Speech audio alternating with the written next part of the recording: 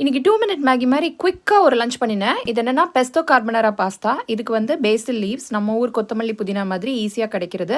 அது கூட 2 வெள்ளைப்பூடு ஆலிவ் ஆயில் போட்டு அரைச்சிட்டு, அந்த அரைச்சதோட எக்கையும் போட்டு நல்லா மிக்ஸ் பண்ணிவிட்டேன். அதுக்கப்புறமா ஸ்பெகட்டி இருக்குது இல்லையா, அதை தனியாக பாயில் பண்ணி எடுத்துட்டு, அதை ஒரு பாத்திரத்தில் ஆலிவ் ஆயில் போட்டுட்டு லோ ஃப்ளேமில் வச்சுட்டு அந்த அந்த ஸ்பெகட்டி அதுக்கப்புறம் அரைச்சி இந்த மிக்ஸ் பண்ணி வச்சுருந்த மிக்சர் இதையும் போட்டுட்டு இதை அப்படியே சுற்றி விட்டேன்.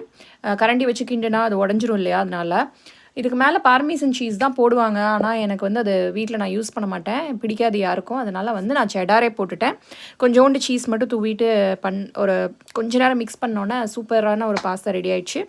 அதுக்கப்புறம் வந்து ஸ்நாக்ஸ் பண்ணணுமே, அதுக்கு என்ன பண்ணுறது, இந்த தடவை ஃப்ரூட்ஸ் தான் ஃபுல்லாக கலர் கலராக வச்சு விடுவோம் அப்படின்னு சொல்லிட்டு ஃபஸ்ட்டு நேந்திரம் பழம் சூப்பராக இருந்தது, அதை கட் பண்ணி குட்டி குட்டியாக அதுக்கப்புறம் அது கூட கொஞ்சம் ஹனி போட்டு வச்சாச்சு. மாதுளை பழம் வந்து நேற்றே வந்து உடச்சி ஃப்ரிட்ஜுக்குள்ளே வச்சுட்டேன், காலையில் அவசரத்தில் எடுக்க முடியாதுன்னு.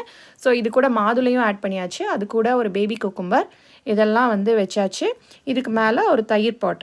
இன்றைக்கி வந்து லஞ்ச் பாக்ஸ் வந்து முடிஞ்சுது. நாளைக்கு கதையை நாளைக்கு பார்த்துக்கலாம்.